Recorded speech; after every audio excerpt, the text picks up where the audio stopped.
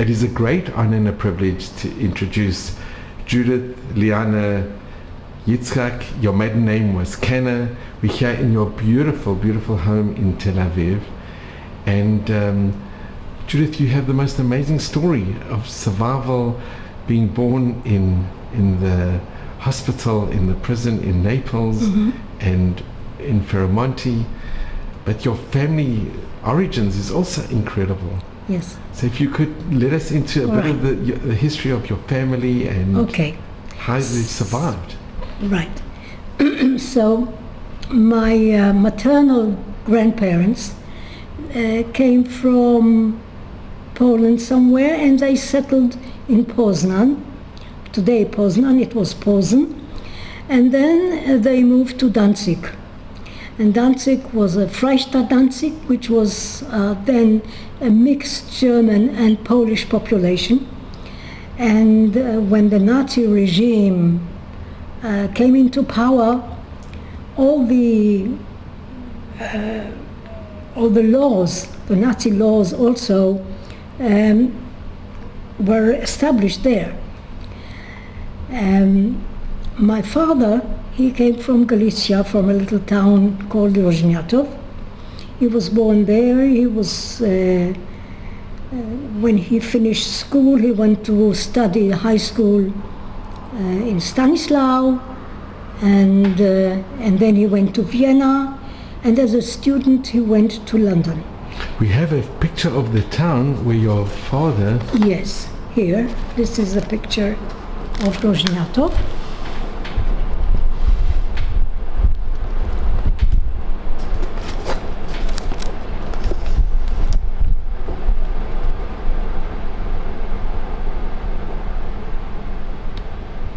And you have a picture of your... And this is my great-grandfather, my father's grandfather, Hanina Weissman, on his mother's side, who was a big rabbi in Galicia. And my father, of course, he went to Cheder as a boy. And these pictures? This is his father, my grandfather, which is also a very interesting story, and my father and his sister Anja, his mom, Rivka. That was your grandmother? Yes.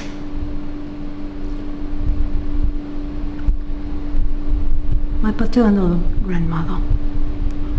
And this is your father with his sister? Yes. And in these pictures is...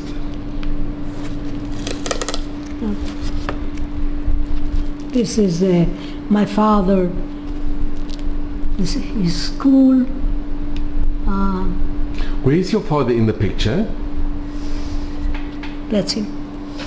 Yeah. If I can see.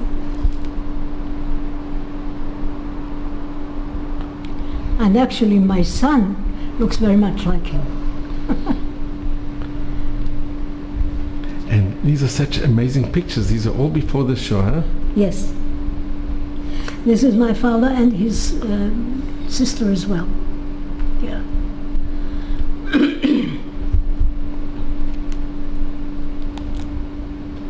Right. And these are my maternal grandparents. Like that. And what were their names? Goldstrom. Louis and Teresa Goldstrom. And where did they come from? They came from Poland, and they, as I said, they settled in Posen and then in Danzig. And this is where my parents met and got married, in Danzig. And I think you have a picture of your parents' marriage. Yes. Yes. Here. This is the one.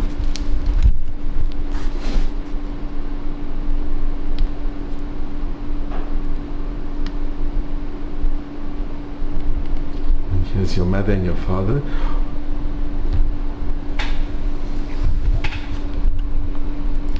And Judith, did your parents tell you how they met? Yes, my mother was working for a firm in Danzig, a timber firm, which was owned by a Jewish family, Lustig, and my father was managing the firm. And actually, the Lustigs, they left Danzig to come to Palestine in the 30s with a lot of money, and my father was left there to resolve the business and sell the business, and he would sell the business and transfer the money to the family here in Tel Aviv. And this is why they didn't leave Danzig in time. My mother was already starting her pregnancy with me, and my father got papers for my grandparents, my mother's parents, and her two brothers to go to London, to immigrate to London. And then it turned out my mother was beginning her pregnancy, and they decided in the family that that was not the right time for anybody to be pregnant. It had to be dealt with. So my grandmother told her husband and the two sons, "You go to London, I'll follow you once we have this thing finished." So they went, and my mother, all their attempts to get rid of me failed, naturally, as you see me. And by the time my grandmother wanted to go to London, it wasn't possible anymore because her papers weren't valid anymore. So the only place she could go to from Danzig was to Palestine. And she went on the transport, on the Patria, the ship Patria, which was returned by the British mandate, and she found herself in the island of Mauritius, where she spent all the years of the war. When the war, and we came to Palestine in 1945, after the war, and she joined us in 1946 for a short period. She lived with us until her papers were ready to go and join her husband and the two sons in London. So she was by herself in Mauritius? Yes. With lots of other people, of course. It was a internment camp. Yes. So that was that chapter. And my parents, they left Danzig, I should think around March or April 1940, and they went to Trieste, because rumors were that from Trieste transports are available to go to Palestine. Lots and lots of Jewish people from all Central Europe gathered in Trieste because of those rumors, and nothing actually worked out. They even tried to get a visa to Burma, which didn't work out. And then finally they said a ship was organized to take them to Benghazi, to Tripoli, or Libya at the time. And from there another ship was supposed to take them along the Mediterranean coast to Palestine. The first ship came. All of them had disembarked in Benghazi, and no other ship came. So they were stranded in Benghazi with no idea of where to go and when and how. And there was about 400 people on that transport. And at the beginning, they managed to get into a hotel in Benghazi, but little by little the money ran out. And then one day, one of the Jewish community in Benghazi met those people and says, "Who are you? What are you doing here in Benghazi?" And they said, "We are Jews and we are waiting for transport, something to happen to get us to Palestine." So on the Shabbat, they gathered all the people in Benghazi, the Jews of Benghazi, and they said, "Our brothers from Europe are here. We have to help them. Whoever can take people home and give them a home for the time that they are here, it's welcome." So the Saadon family was one of them, and they invited my parents to stay with them. So my parents stayed with the Saadon family. They were moved from time to time to other places. Some periods of time, they were actually, Benghazi was, Libya was under Italian territory. By that time, the fascists have already joined Hitler. And so all those people, all those 400 people who landed there were regarded as aliens with no citizenship. So they were moved from place to place. Sometimes they were in the prison. My father was in the prison and my mother stayed with the family while her pregnancy was developing. Anyway, by the end of August 1940, a ship came, a Red Cross ship, because the Italians had to take responsibility on all those people that were on Italian territory.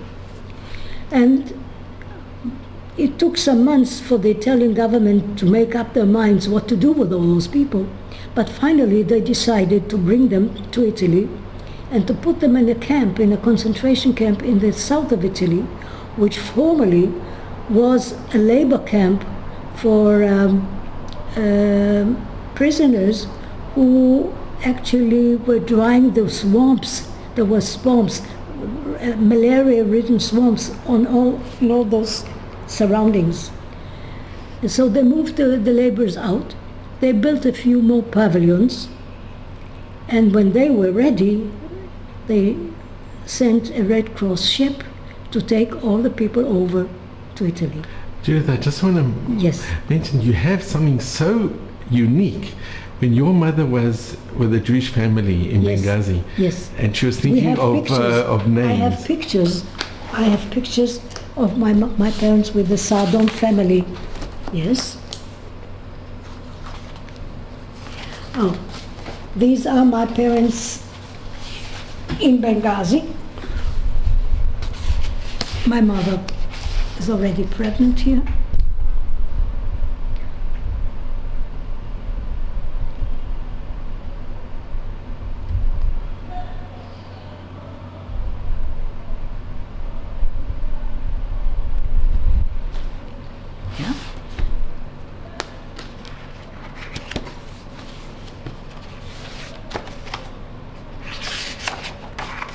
This is the Saadon family. And how long did your mother stay there? For a few months. For a few months. My father was also there. My father had some very bad,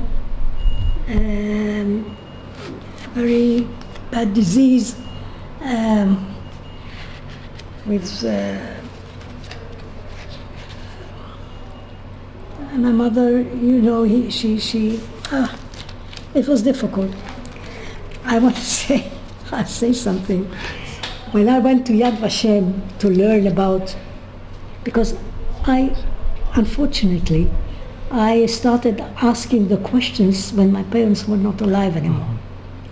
While they were alive, I was busy, raising my family and working, and I had no concern for that period of my life. And your parents didn't speak to you about it? Well, I knew everything about Ferramonti. This was something that was spoken, and at home we spoke, and we had friends who were together with my parents in Ferramonti, who were at our home, and they were like family. So I knew, and I would sit with my mom and look at the album, and she would tell me. So I knew quite a lot, but I didn't have the historical details. And I didn't know what happened when. So I went to Yad Vashem with my eldest daughter, and we looked and we read through all the testimonies that were there about Benghazi and Ferramonti, and then I went to see a few people who were still alive and ask them questions and show them pictures to tell me who was who and so on, so I could make a story. And I wrote an article about my family between 1940 and 1945 in Hebrew for my family to have. And I noted everything. I redid the album and I noted everything in Hebrew so that they will know. That's wonderful. Yes. You have something very special with the Yes. matchbox. Yes. Now, when my parents, when the ship from Benghazi docked in Naples on the 3rd of September 1940, my mother went into labor. So all the people on that transport were put in the prison, and my mother was taken to the prison infirmary to have her baby. The prison infirmary was run by nuns, naturally. One of the nuns was Austrian, so this one, the only one that my mother could contact and have some common language with. Now, she was separated from my father. He went into prison, she went into labor, and they didn't see each other. My father didn't know if my mother, what happened to his wife. Had she given life to a baby? Is it a boy? Is it a girl? He didn't know. My mother, during the time after she had her birth, she wrote to the prison authorities asking to have an interview with her, to meet her husband. And she was refused. She was refused. So my father didn't know anything. Is this the letter that she wrote? This is the letter that she wrote. And I have another copy. And they refused? And they refused, and she wrote it in German. And on the other side, on the back side, is the Italian translation of the letter, which was handed over to the authorities. But you would think compassion to... Well, I don't know. I'm not judging anybody. Yes. So, when my father, he was, I can believe, very frustrated with the situation. So he managed to smuggle out of his cell or wherever he was staying the inside of a matchbox, because he didn't have any paper to write on. And he sent her a list of names for a boy and a girl. If there's a boy, if she gives birth to a baby, what name to call the baby? And on the day that my mother arrived, she snatched this little page from a calendar which was on one of the tables there in the infirmary with the date. The 3rd of September. And these are the names that your father wrote? Yes. None of them stuck. And if we just turn over, this is from... Yes, yes. So you can see. It was the back of a matchbox. Yes.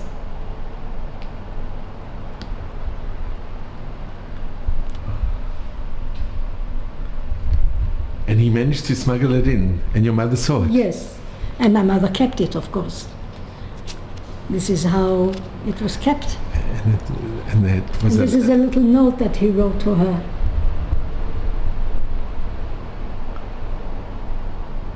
He wrote it in Italian so that the authorities would read it. While they were in Benghazi, my father was very good in languages. And he picked up Italian like this. He spoke and wrote Italian fluently.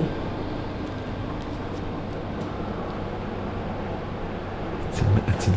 I just want to finish the story with the Sardon family because it's a very special story.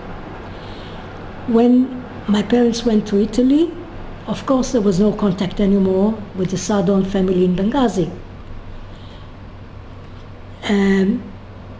I think in 1949 or 48, when the Libyan Jews, all the Libyan Jews emigrated to Israel after the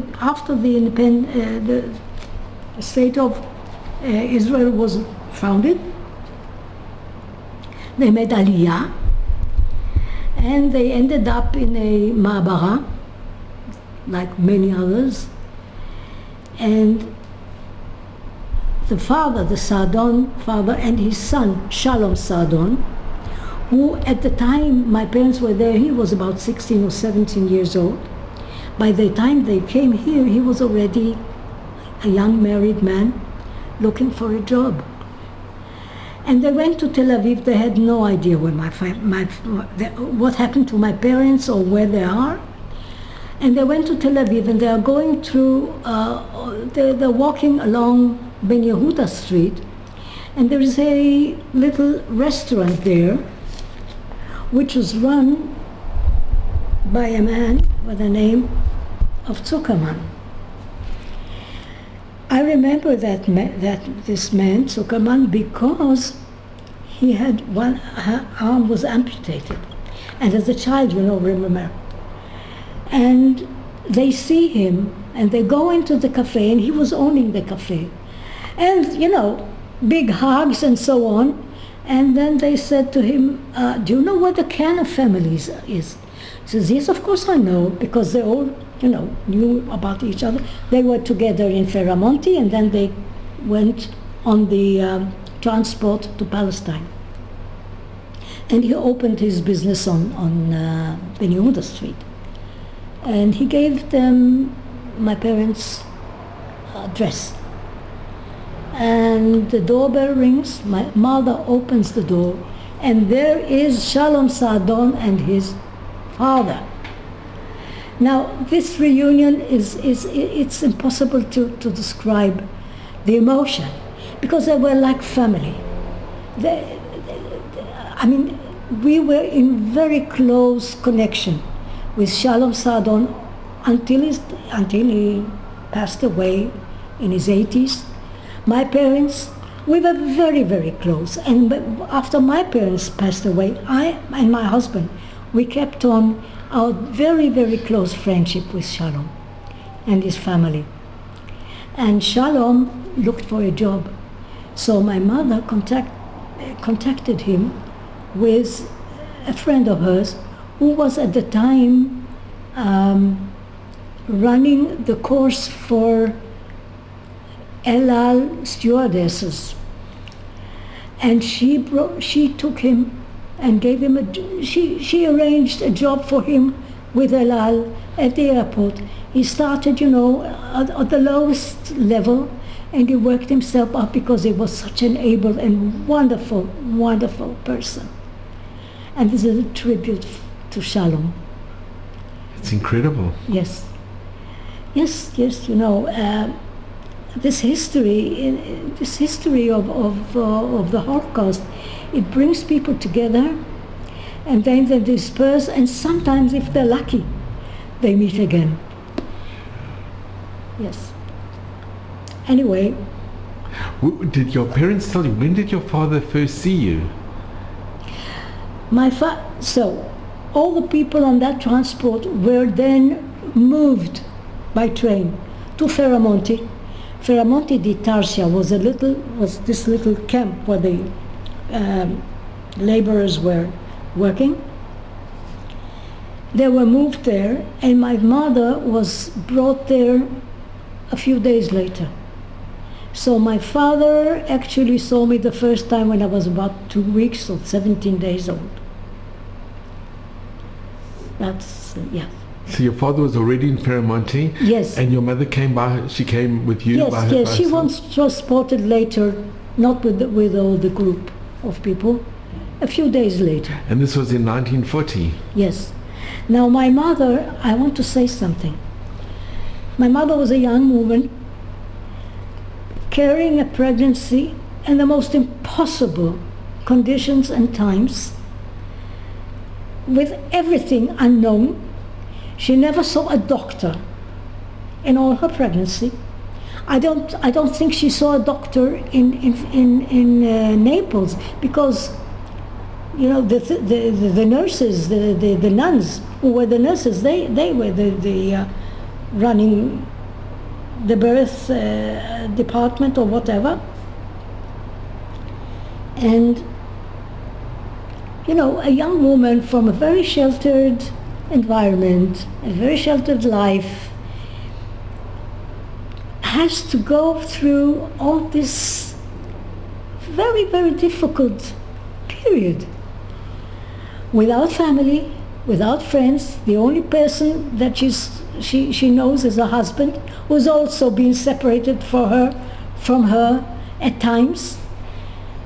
And she comes to this concentration camp, and she has to make a life for her husband, for her baby, and still she's wonderful.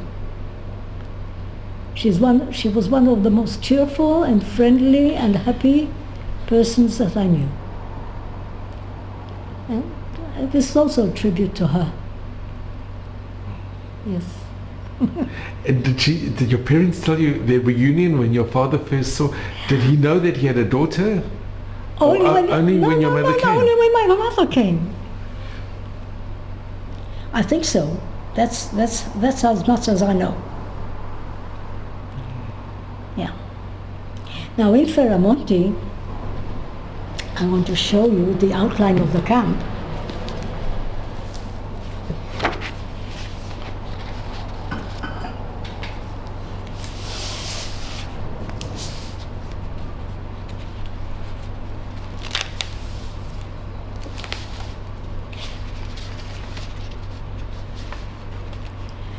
Unfortunately, Yad Vashem didn't do a very good job, because the way they binded it, some of the pages are being torn out. Oui. Yeah. Sorry. See, they didn't bind it good.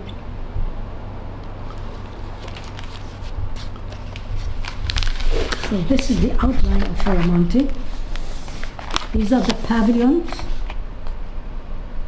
where the people stayed. And the camp is in the southern part of Italy? Yes. Yes, in Calabria.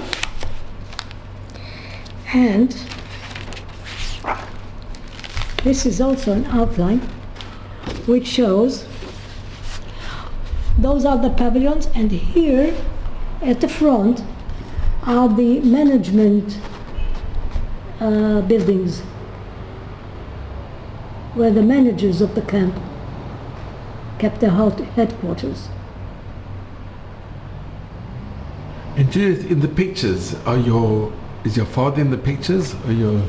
Oh yes. In these pictures? Well, this is an outline, but I can show you pictures. These are pictures of Ferramonti, about the life in Ferramonti, and but I have a picture of my. Let me see.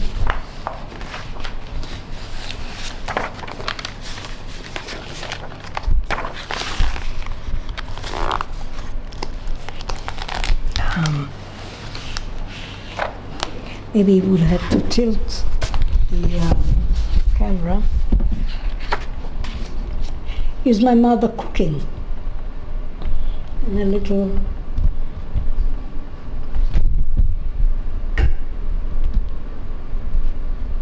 You could also cook outside because it was so hot in the summer.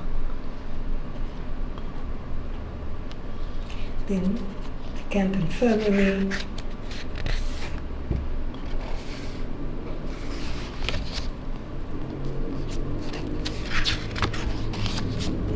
mom.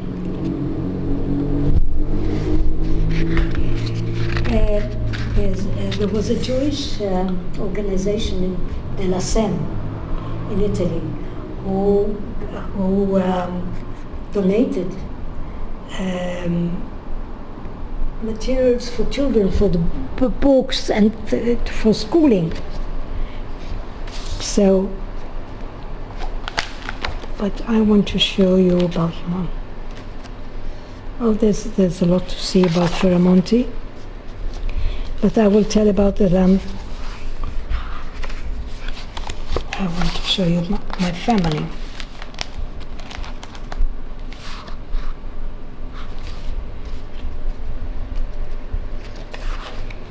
here, משפחתי ואני.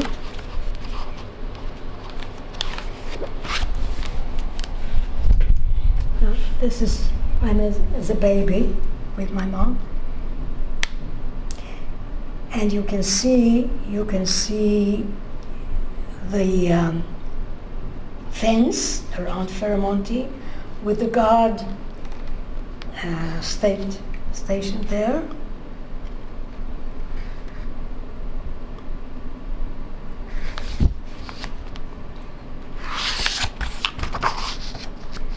Now, this is the room that we had in this pavilion. This is how I'm taking a bath, okay? And this is in Bukianico. These pictures were taken in Bukianico. There was another camp.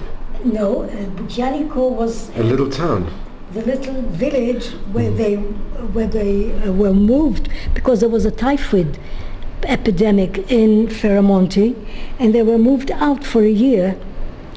And you have these papers that you've shown me of Bukianico, and this is where it was. These are the pictures taken there. And it was in 43. Yeah, that Bukianico, 1942. They stayed there from 1941 or 2. We have those papers here that you brought me. This is there. And this is in Ferramonti again. My mom. See what a kind. Always smiling. She's.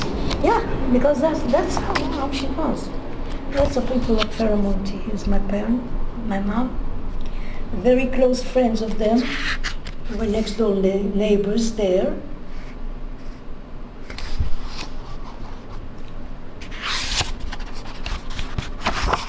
With their friends. You see this? This is Max Halpern, the Jewish British soldier who was among the liberators, and he's sitting here with my parents and their friends, and I'm sitting on the lap of our neighbor.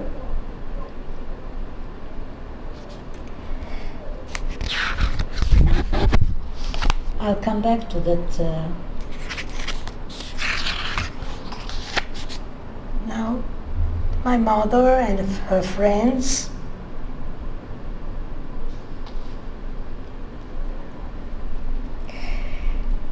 This is Ernie Marks. Ernie Marks is the photographer who made all those pictures in Ferramonti.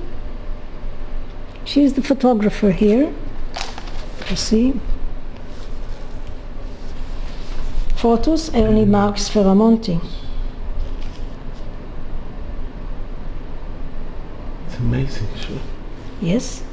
And this album was, it was made in Ferramonti, from sacks of flour or potatoes or something.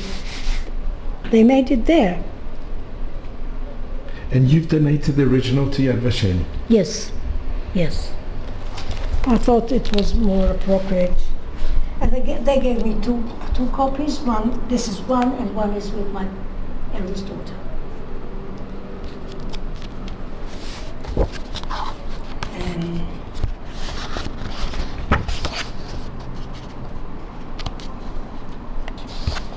I want to show you something. This is about people in Ferramonti. this is a very funny thing. These are Chinese sailors. Every once in a while, the Italians captured some people that didn't know what to do with them, so they dumped them in Ferramonti. And these were some Chinese sailors who came with a ship somewhere, and the Italians captured them and they dumped them in Ferramonti. There was also a group of Greek partisans from Rhodes who were, in the anti-German underground, and they were also in Ferramonti. So there were lots of children in Ferramonti, some who were born there, and some who already came with their parents. So these are babies in Ferramonti. And I want to say two things here.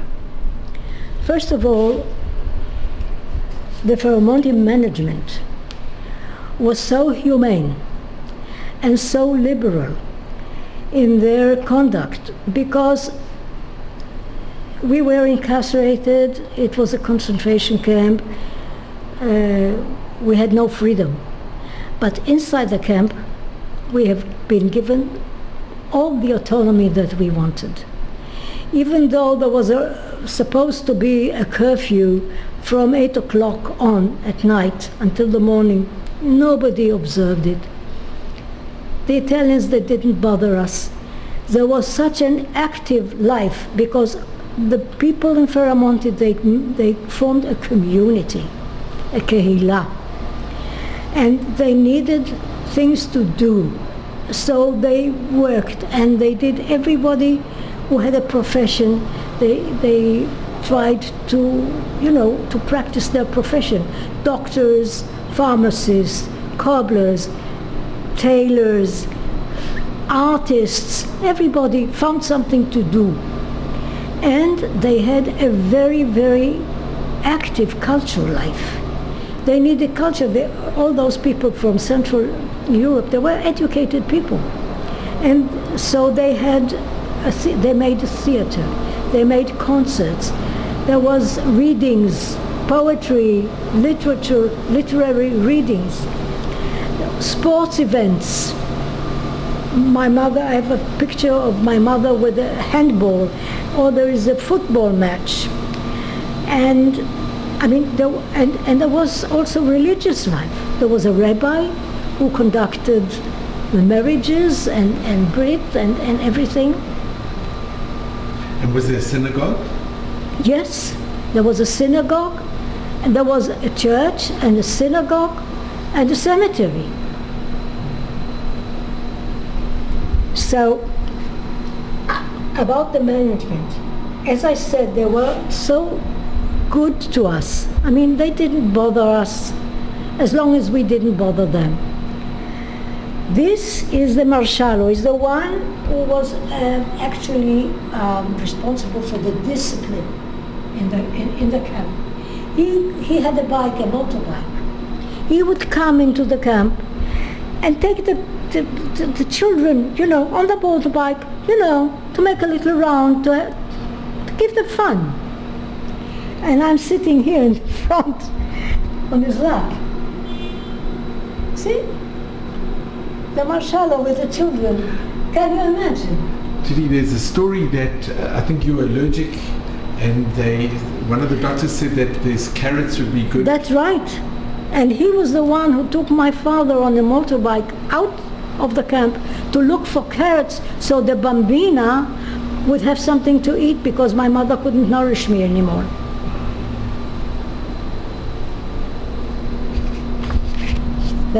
And the people there, they said, there are so many children here, they can't go without education. So anybody who was able, they were not professional educators, but they were very educated people. So they formed a school from the age of 5 to the age of 15. There was a school, they learned mathematics, languages, geography, history. People just taught them, and from the Glassman they got the materials, copybooks and pencils and all that for the children. They even had a kindergarten. This is the school children making a walk in the morning.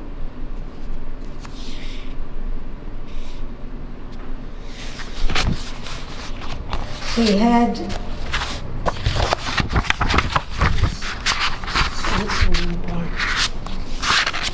this is the school children with their teacher, and this is me.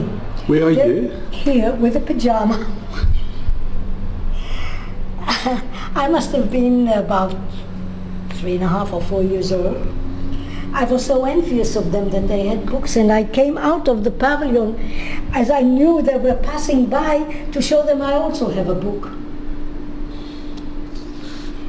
You see, and they made costumes for Purim, and they had, you see, there's a performance here, a play that they're putting on with the children,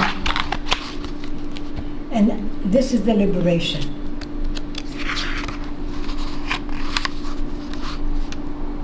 The kindergarten. And here are all the children in Ferramonti.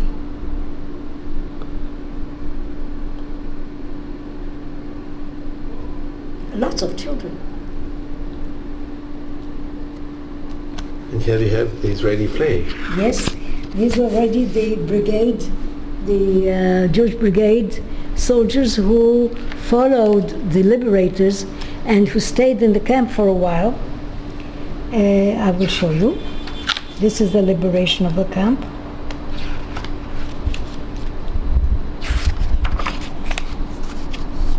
My father with the officers, American officers. This is the welcome for the liberators.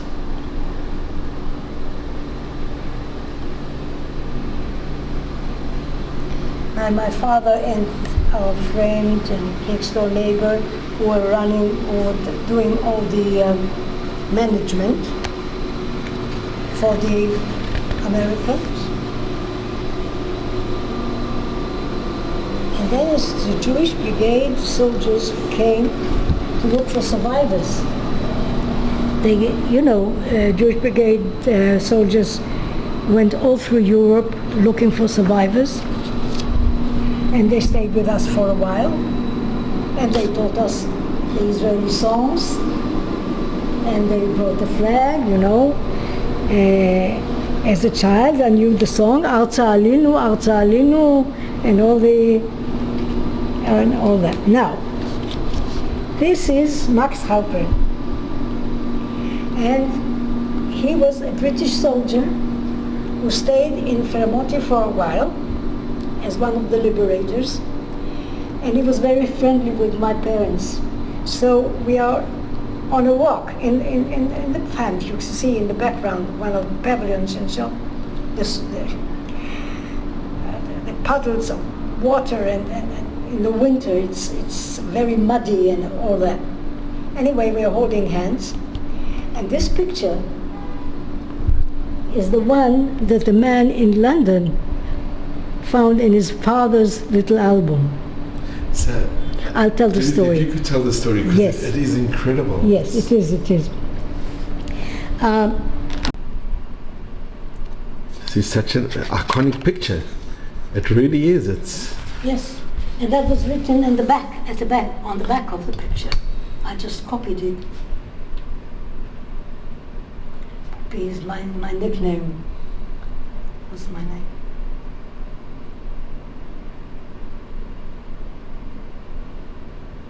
This is in November 44. Yes.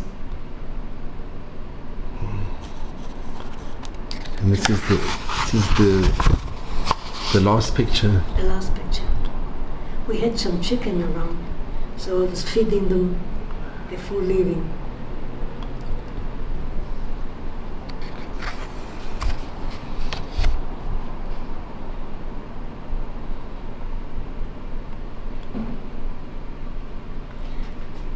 that's my mom and me. And it says here, a happy group of mothers and children in the camp from the first time these children know freedom. Mm-hmm.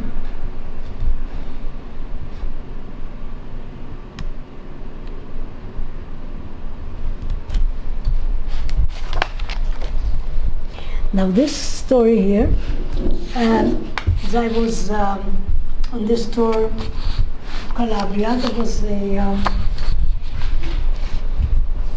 Julie Carbonara, who was a journalist working for the Jewish Chronicle. She asked for a little interview. She interviewed me on Skype in connection with the tour of Ferramonti that I did with Rabbi Barbara Aiello. And I told her the story of Ferramonti, and she asked me to send her a picture so she could add to the little article. And that's the picture I had on my desktop. It was the most easiest picture for me to send her. And it appeared in the Jewish Chronicle. With the picture? With the picture. And this is the picture. Can I hold it? This iconic picture, yeah.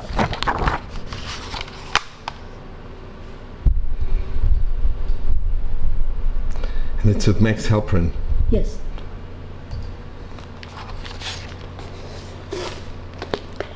And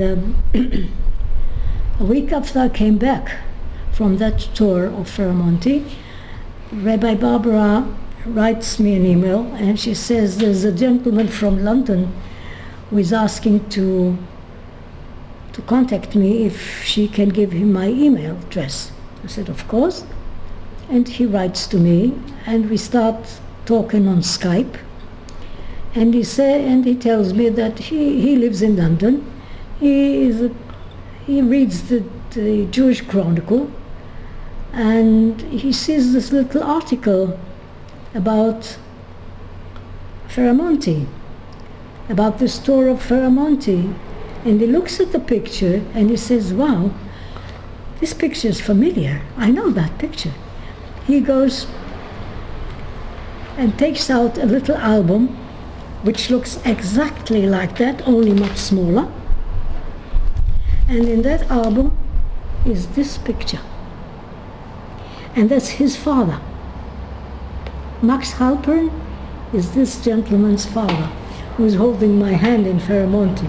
It's incredible. Yes. And Max Halperin, he was Jewish? Yes. He was Jewish. But the He was a Jewish soldier in the British Army.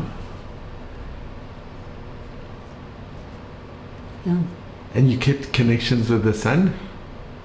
No, we didn't know anything about him until But so when he many contacted you? until so many years later. It's amazing. Yes. That he'd have the same picture that was... Yes. And it was his father and you... Yes. It's a picture that his father had sent us, because it's written there on the back of the picture is what Max Halperin... It's got his address as well. He's the one who wrote. All this information is on the back of the picture, and he's the one who gave it to us at the time. It's just phenomenal. Yes. And Judy, if I can ask, what is your earliest recollections that you have? What is? Your earliest recollections?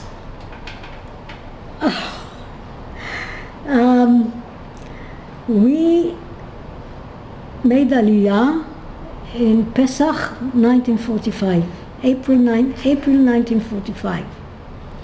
And as a child, I had heard about Eretz Israel. I knew the Hebrew Brigade people who stayed for a time in Ferramonti. They taught us about Eretz Israel, they taught us songs and all that. And I had, as a child, I had some view, I had some image of what Eretz Israel is something, a wonderland. And then we come to the Machane Olim in Atlit. Tents, there are tents. We are in Do you tents. remember the boat, the ship coming to? I remember we came on a ship. Do you remember the Yes, voyage? I remember something else. I remember our trip from Ferramonti to Santa Maria Ligure, which was the place where we were kept shortly before going on boarding the ship for Palestine. And I remember we were taken there on a lorry. I remember looking out, and we were crossing a bridge or something. I have this vision. And on one side, I had the blue turquoise, lovely sea, and on the other side, there was a river, a dark green river, and I couldn't understand how a dark green river on one side turns out to be a blue, lovely sea. Only later did I understand that was an estuary. But this is one thing that I remember as a vision. The other thing is when we came to Atlit, it was Pesach. We were given to eat matzot, lebenia, and oranges. And I said, wow, Eretz Israel, this is what you eat in Eretz Israel? I thought, this is what we're going to eat here from now on until doomsday. And do you have any memories of Ferramonti? Do you still remember? Visual memories, yes. Because you were 5 when you left. That's right. I was 4.5 years. 4.5. Yes. I have visual, for instance, the camp wasn't paved. It was all earth, And then the winter were the puddles and mud and everything. Next to our pavilion was right at the rear of the camp. Behind it there was a little river. And in the summer when it was so hot, I remember us sitting in the little river, refreshing ourselves as mothers and children would come and sit, in the water. That's one thing. And I remember when we were coming out of our pavilion, and there was a little ditch next to our building, and I couldn't figure out how it was covered in a very thin white cover, which later I understood was frost. Because in the winter it would be very cold. The temperature differences there were very, very big. Very, very hot in summer. It could come to about 40 Celsius, and very, very cold in winter. So there was frost, and again, it's something that I saw as a child and I couldn't understand what it was. Only later could I make it out. These are very early. And going to school, or playing with the other children, do you have memories of that when you were there? In Ferramonti, yes. Yes, I played with children. And you remember? One of them stayed, a very close friend of mine. Her family moved to Jerusalem, and we were very close with this family. And I think it was 1947 or 8. My mother had to have an operation, an abdominal operation, and at the time, she was in hospital for a long time and so on. So I was sent to those friends in Jerusalem, which was lovely for me. I loved it, and I stayed with them for a while with my friend. They had a daughter who was a little older than myself, and we were great friends.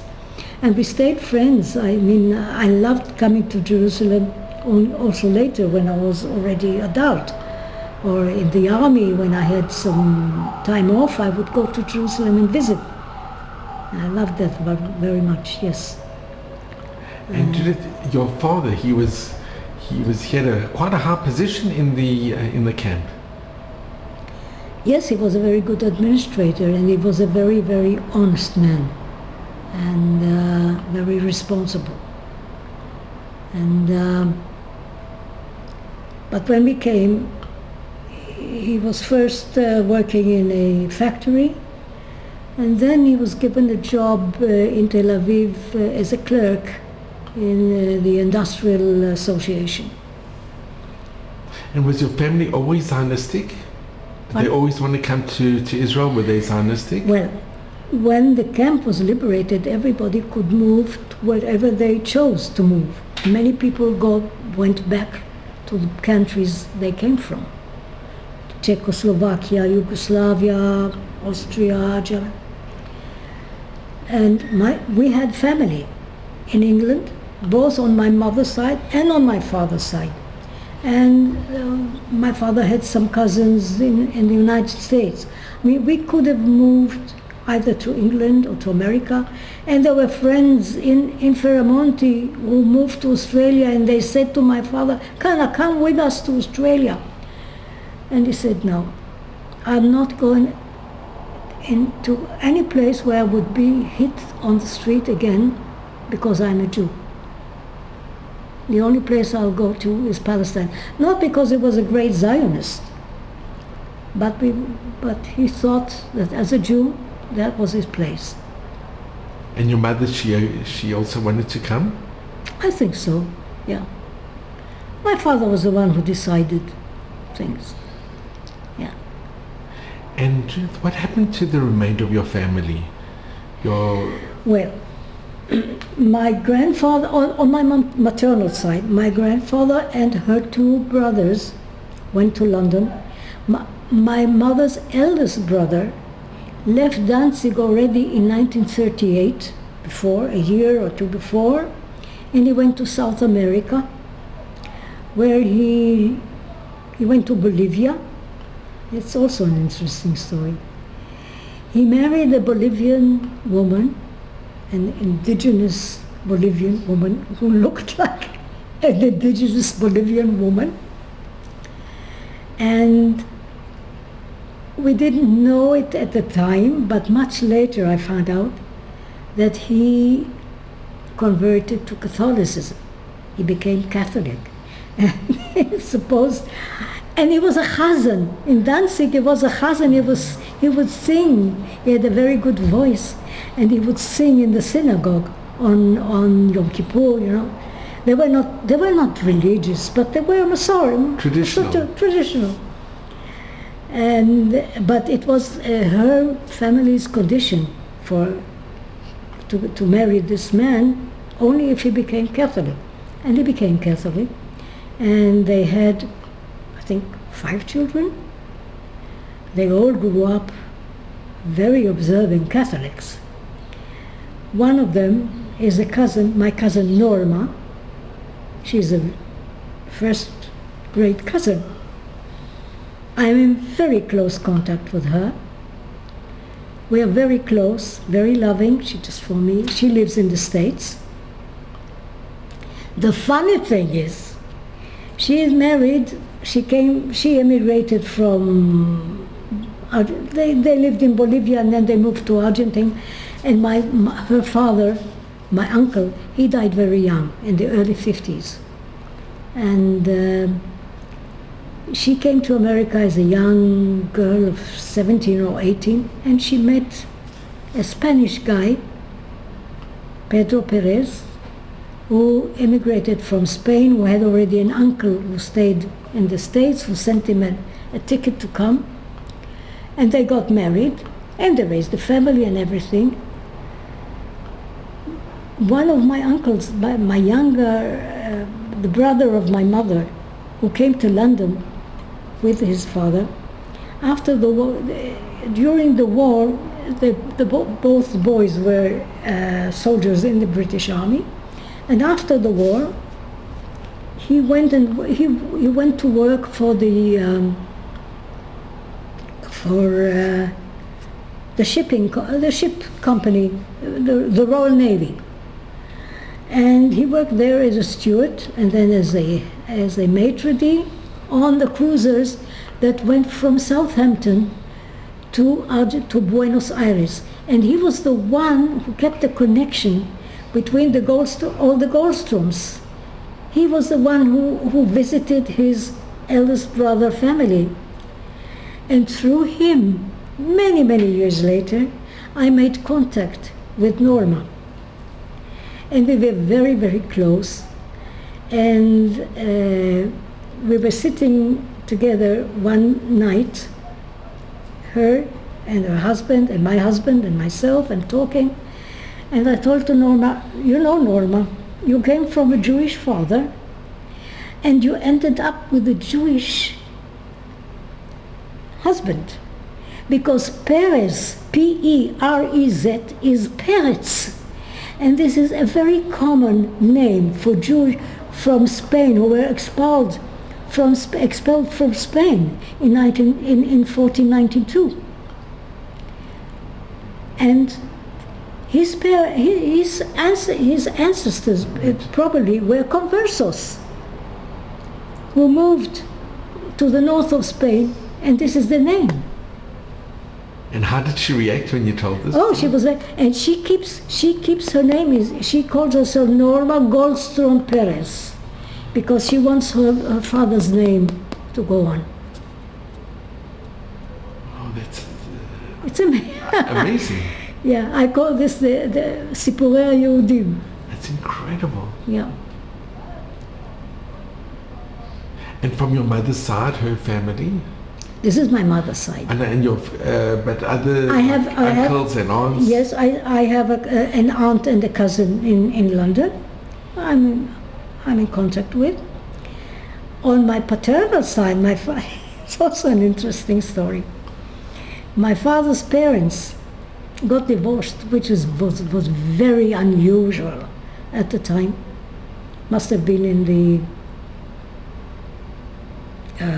early 30s, I think. Early 30s. Very unusual. Yes, very unusual. He left her, he went to Vienna, and he got married to a very, very young, 17 years old girl from a good Jewish family. And he said he was taking her on the honeymoon to England. And the family wasn't very happy, but he promised to bring her back. Fortunately, he never brought her back. They stayed in Ilford, which is a suburb of London, and they raised a family. They had 6 children who were all half brothers and sisters of my father. Now, my father, after he finished his education in Vienna, came over to London. He stayed with his family in London, and he studied at the London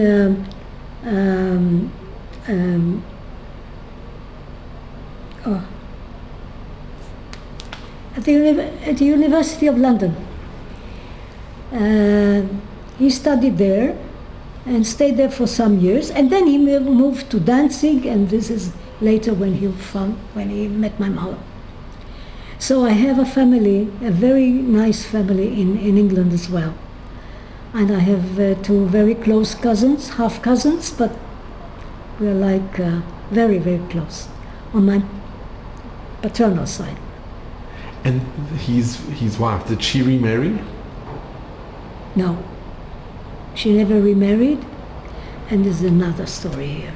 She and my father's sister, Anya, she married a man by the name of Shmuch. I have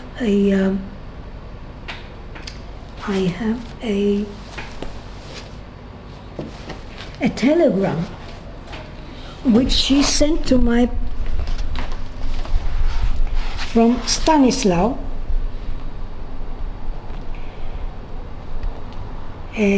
gesund was. We are concerned. We are worried about you. Anya Shmuk. Anya Schmuck. This is my father's sister, and she was married. This is in 1940. We had Yes, yes. It Trieste. Trieste. This is when my parents were in Trieste. It's amazing. Now, when we came to Ferramonti, we were cut off from all the families, from all news. My father didn't know what happened to his mother or sister. Only later, when the brigade people came, they re-established the contacts between families. This is when, my mother formed the first contact that she made with her father and two brothers in London was through Moshe Sharet, who visited Ferramonti, and he did the connection. He found the connection between them. Moshe Sharet. Yes, Moshe Sharet.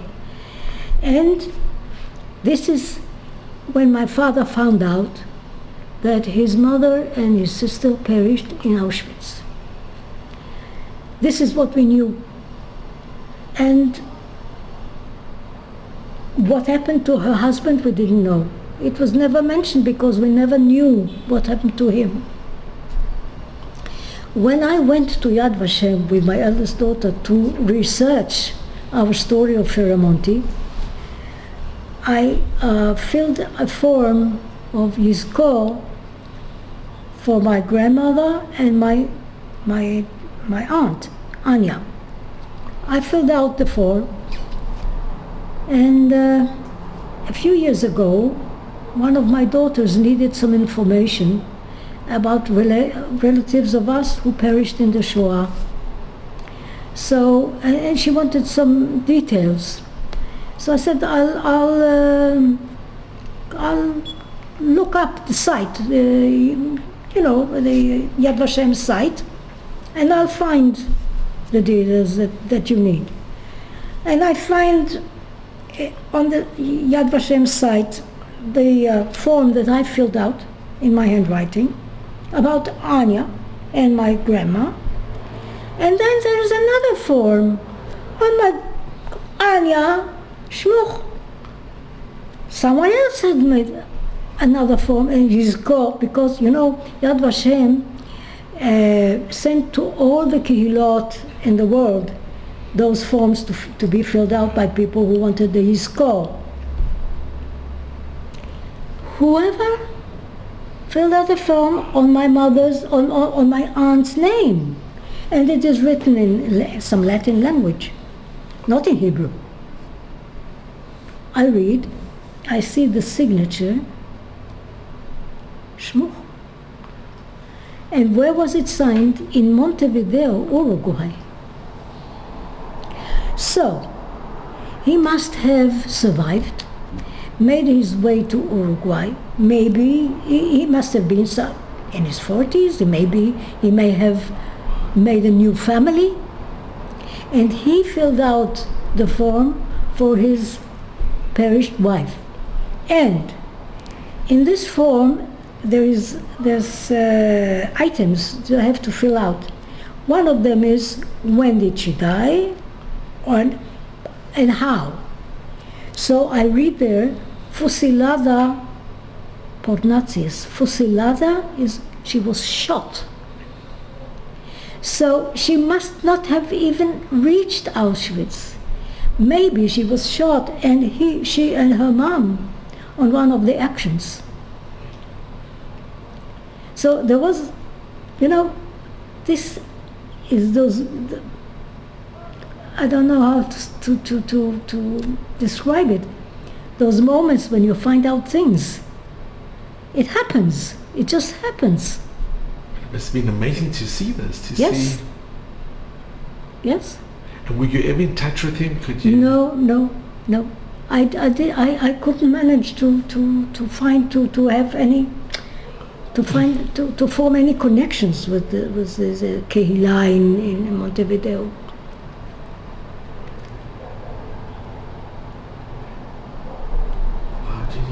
From Danzig, is there any other relatives that you know what happened to, distant relatives? Yes.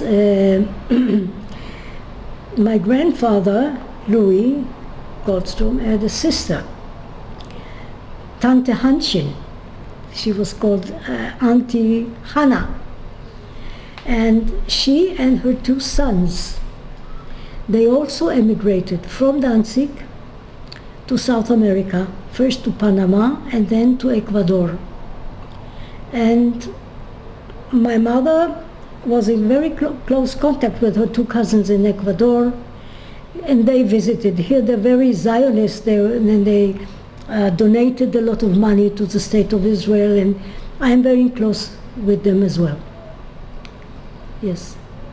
I visited them in Quito, and they come here, and we are very close. It's unbelievable, the story of your family. Yes. And I'd like to ask, you came here in 1945. That's right. So it was still under the British mandate. Yes. And they still had the white paper. Yes. How come the British allowed... It is that, well, the Sochnut was the one that organized this legal... It was a Jewish agency. Yeah, the Jewish agency organized transports of immigrants, and there was a certain number of people that were allowed to be given legal immigrant papers, and we were legal. So there were two transports from Ferramonti. The first one was for people who had already family in Palestine to join their families, and the second on which we came, who had no family but wanted to go to Palestine. And the Lustig family, for whom my father used to work, and my father sent them all the money. They came here with lots of money, and they organized some place for us to live. My father used to work for them, do their correspondence for many years. Yes, even here. And did your parents ever have regrets that they came here and they didn't go to England? Or? No, I've never heard them. I never heard them say, what a pity we didn't go there or there. Never. Because when they came then, there was the War of Independence, and there was... Yes. It wasn't so easy. There was rationing, there was... I don't think they ever looked back. And they didn't want to go to Germany either. No. Did they ever go visit? Well, the funny thing is, for many years Germany is banned from their plans, traveling plans. But in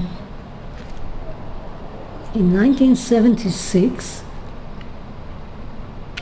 my eldest daughter was then about 9.5 years old, when my parents got a little bit of restitution from the Germans, a pension. They didn't have, when they were in Danzig, they didn't have houses or factories or things, so they just got a pension for their stay in Ferramonti. And but that made it possible for them to go and see the family in England, because they couldn't afford to travel before. They didn't have money. But this helped them to go and see the family from time to time.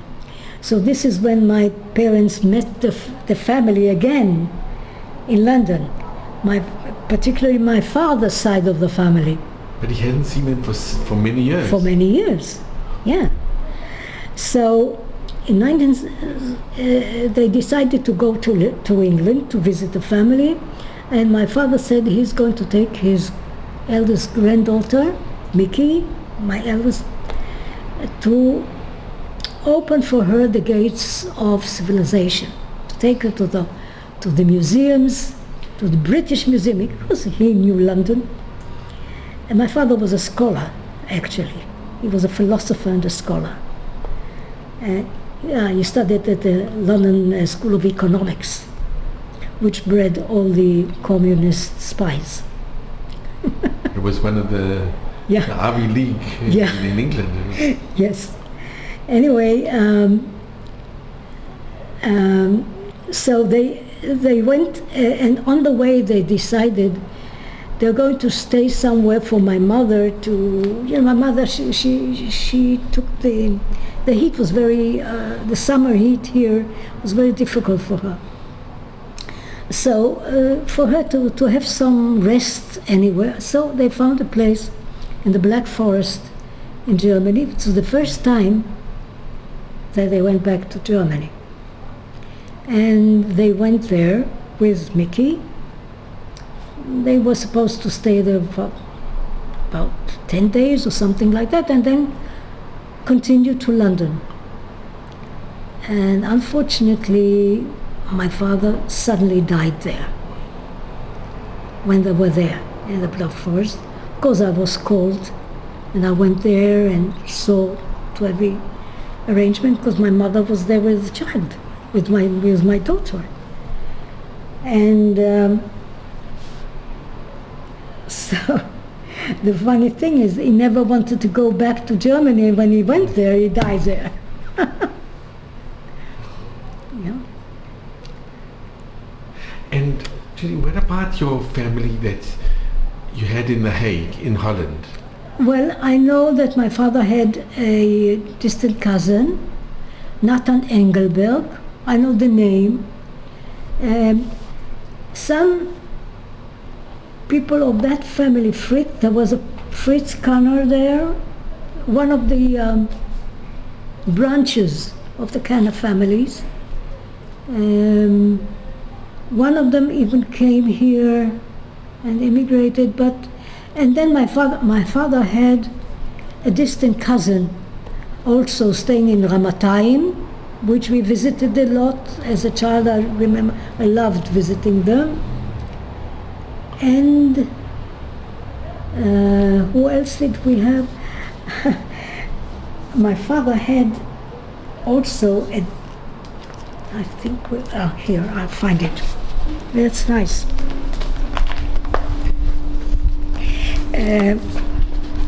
Very distant relative, who was from the Weissman family. On my grandmother, my paternal grandfather, was one of the founders of the Kibbutz Givat Brenner, and he started the avocado plantation. And his name was Yosef Bustanai, and we visited them quite a lot. Let me see. Yeah.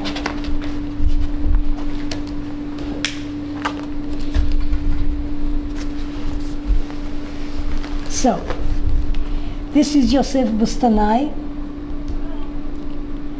from the Weissman part of him. This is Ernie Marx, the photographer, and she was like my grandma. She came also to Tel Aviv, and she was with us every Friday night, and we kept very, very close, very close. This is still in Ferramonti. My father and I, my mom and I. This is my grandma when she came from Mauritius. She's here, on the promenade of the Tel Aviv promenade. Here she sits on the balcony, on our balcony. And this is such a special picture as well. Me and my mom. That's in 45. Yeah. Yes. Ernie Marx took that picture. That's amazing.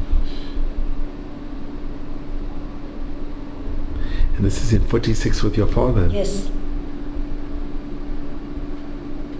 Did your parents have other children? Did you have any other siblings? No.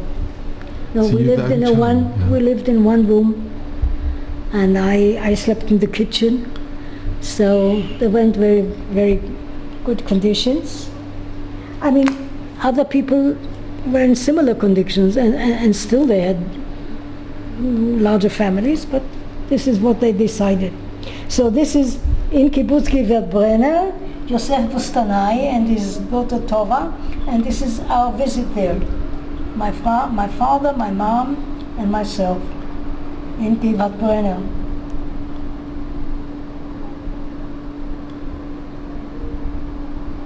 Now that's me. But you know what stands out here? These are very happy pictures. Yes. It's always smiling. Now this is my grandpa Louis in London. I'm 9 years old. It's my mother's brother, elder brother Alfred, who's doing very well in London. In 1949, he sent tickets for my mom and me to come and visit her parents in London. I mean, who traveled in 1949? I remember we traveled by plane with Sabena through Brussels. It took also 2 days, but still. And this is on Trafalgar Square. My grandfather took me to Trafalgar Square, and there's a pigeon, you know, I'm feeding the pigeons on Trafalgar Square. And could you speak a bit of English, or your? They spoke English, but on a very heavy accent, and not very. This is Purim already here. And here's in France. This is in France, yes, 1949. Yes, coming back, and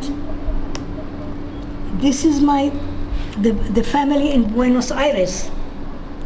This is Heine, the eldest brother, and Kurt, the youngest brother, who is the one who worked for the Royal Navy on a ship. And he visited the family. That's him and my mom. He lived in London afterwards. This is Heine in Buenos Aires and his children.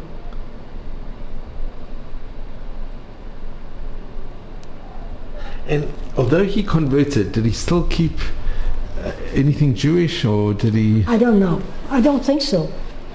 And we didn't know.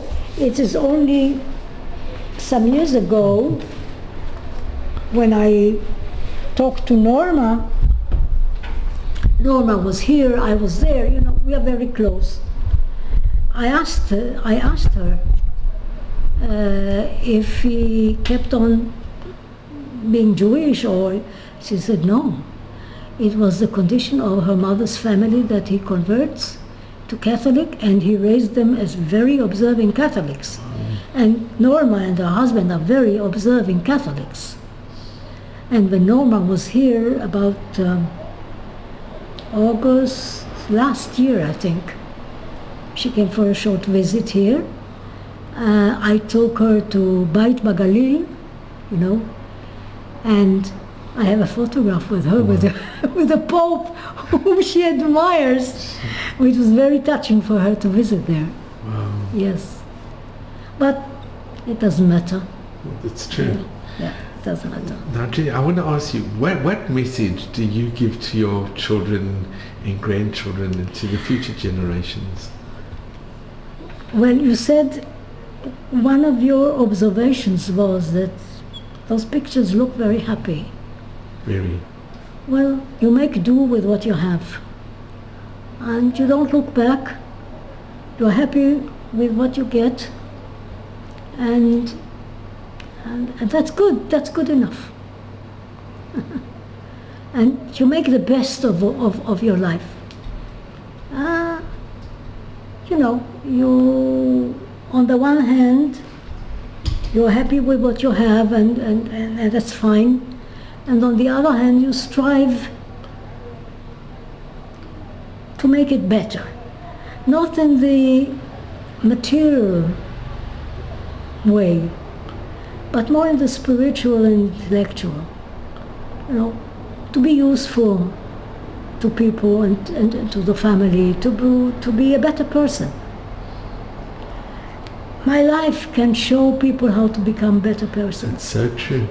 And Judy, that your parents made the decision to come to live in Israel, are you, looking back, are you happy they made that decision? Oh yes, yes. Of course I'm happy, because otherwise I wouldn't have met my husband and had those wonderful children. Yeah. So Judy, I want to thank you so very much. Oh, you're welcome. About a year ago, I get an email from Rabbi Barbara Aiello, and she makes the introduction between me and a young American woman, Micaela Esposito, 21 years old, who is writing a thesis for the University of Los Angeles.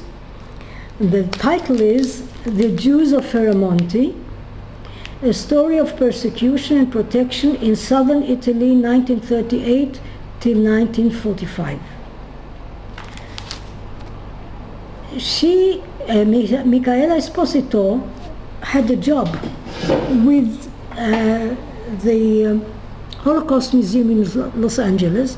Her job was to sort out documents. And she came across a little document which is actually on my name, Liane Kanner,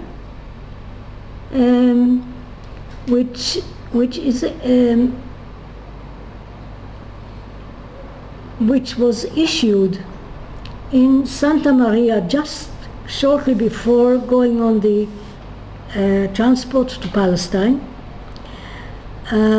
with information about vaccinations and delousing, which probably the mandate authorities demanded to be done. It's okay.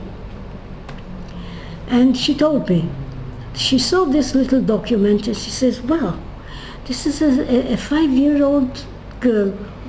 I wonder what happened to this girl. And she got obsessed with this question.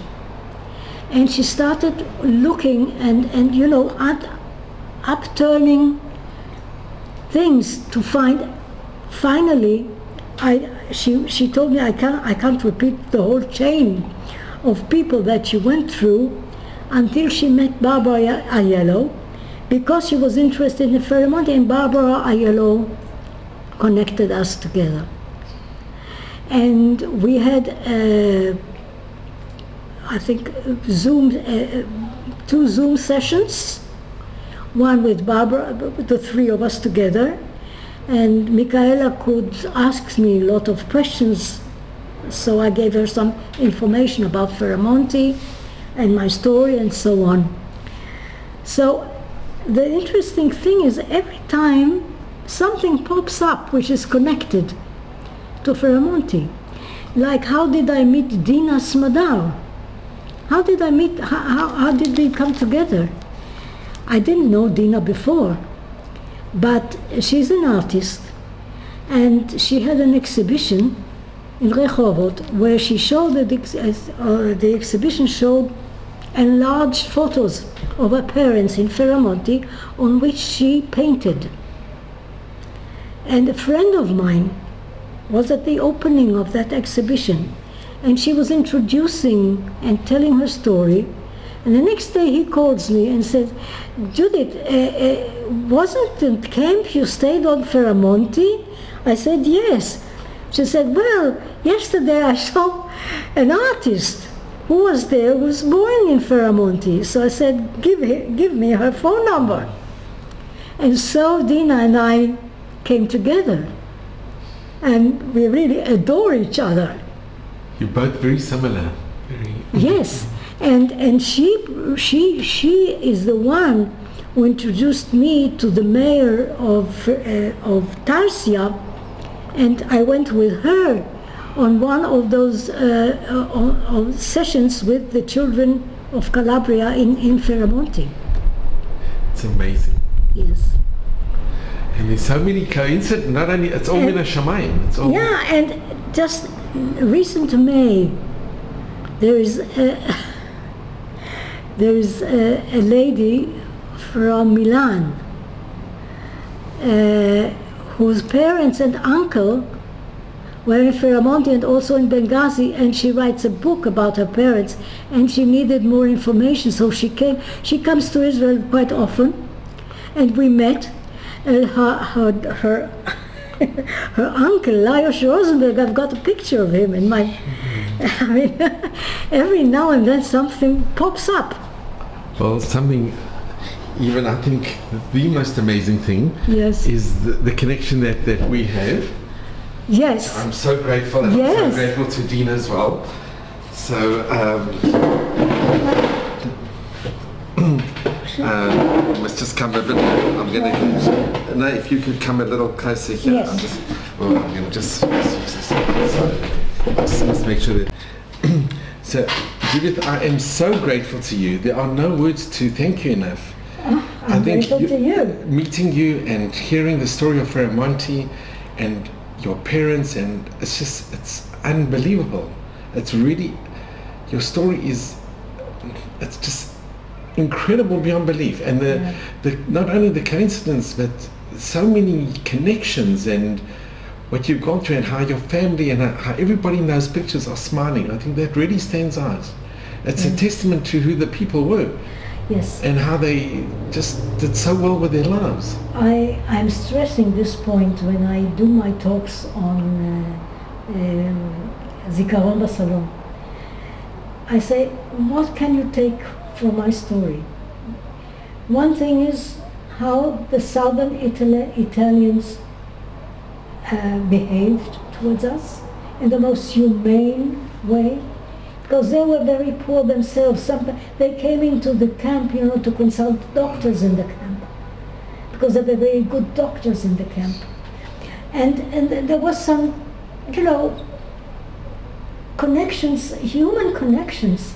This is one thing. And the other thing is how people, when they are brought in certain find themselves in such circumstances, how they can make a life for themselves, not to lose the human spirit, and to keep up nourishing themselves also spiritually and intellectually. It's amazing, because in the camp to play sport and to learn and to have.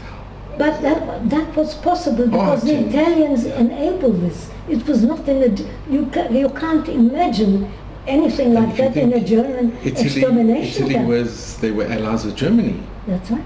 So the Italians really stood out. Not only that, the Germans knew about Ferramonti. They knew there were Jews in Ferramonti, and at a certain point of time, they demanded that all the Jews of Ferramonti be handed over. And there was a priest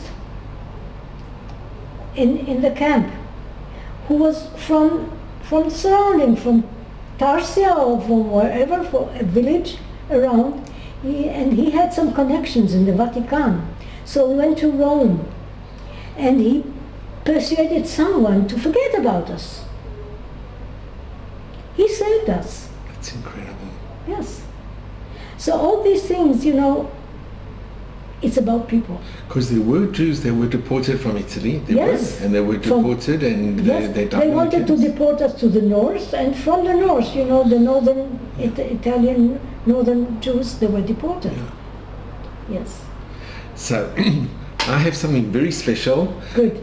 Being a philatelist and being involved in stamps since I was very young, and I came across a collection that I obtained, and I'm very interested in the Shoah, and I'm very interested in anything to do with books or stamps, and I came across a collection that I acquired about Ferramonti, and I had it packed away, and then when I met Dina and I did the interview, and then she referred me to other survivors from Ferramonti, and then I was going through it and I saw the family Kanner. When I got your contact details and I saw that your father was Philip Kanner. Yes. So And did you know my father's name before as a philatelist? So he was one of the world-renowned philatelists in Israel. That's right. So you were familiar with his name? Everybody knew his name. Wow. He was very well known. Yes. And here we have an original, which I'm going to be giving you, an original postcard which was addressed to your father with a stamp from Holland, from The Hague, and it's from 1942 from your family in Holland, sending it to your father when you were in Bukianica. So this is the original card with the stamp, and here's two stampless ones, but also originals with the German censors. Yes.